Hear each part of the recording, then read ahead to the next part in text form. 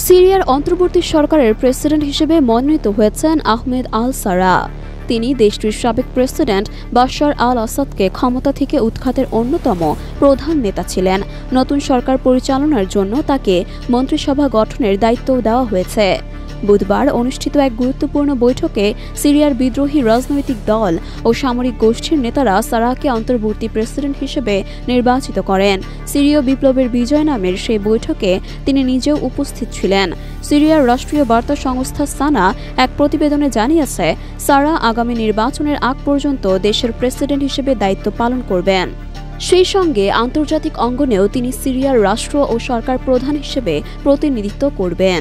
এই অন্তর্বর্তী সরকারের মূল লক্ষ্য হবে একটি স্থিতিশীল প্রশাসন গঠন করা এবং দেশের রাজনৈতিক ভবিষ্যৎ নির্ধারণের জন্য একটি নিরপেক্ষ ও স্বচ্ছ নির্বাচন আয়োজন করা। গত ডিসেম্বর মাসে সরকার বিরোধী রাজনৈতিক দল ও কয়েকটি সশস্ত্র বিদ্রোহী গোষ্ঠীর যৌথ অভিযানে সিরিয়ার দীর্ঘদিনের শাসক বাশার আল আসাদ সরকার ক্ষমতাচ্যুত হয়। বিদ্রোহীদের হামলা ও ক্রমবর্ধমান চাপের মুখে আসাদ সরকার টিকে থাকতে ব্যর্থ হয়।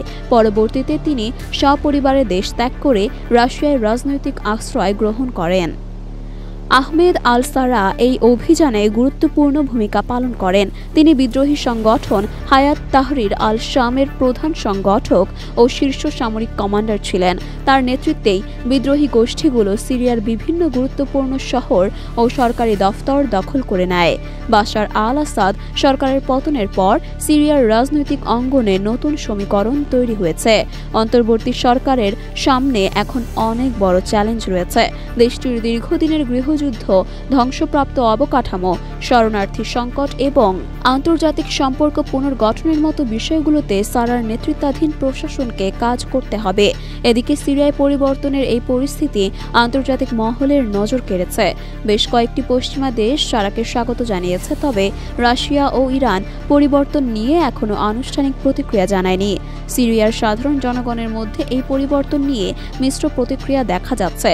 অনেকেই আশাবাদী যে এই অন্তর্বর্তী সরকার দেশটিকে নতুন পথে এগিয়ে নিতে পারবে, তবে কিছু জনগোষ্ঠী আশঙ্কা প্রকাশ করেছে যে নতুন শাসন ব্যবস্থাও হয়তো পূর্ববর্তী শাসকদের মতো কর্তৃত্ববাদী হয়ে উঠতে পারে।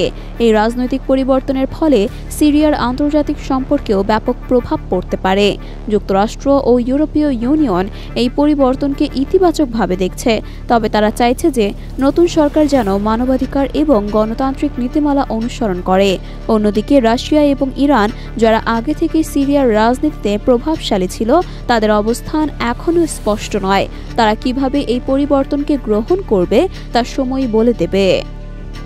আহমেদ আল সারার নেতৃত্বে সিরিয়ার অন্তর্বর্তী সরকার এক নতুন অধ্যায়ে প্রবেশ করছে। এই সরকার দেশকে স্থিতিশীল করার পাশাপাশি গণতান্ত্রিক কাঠামো প্রতিষ্ঠার কাজ করবে বলে আশা করা হচ্ছে।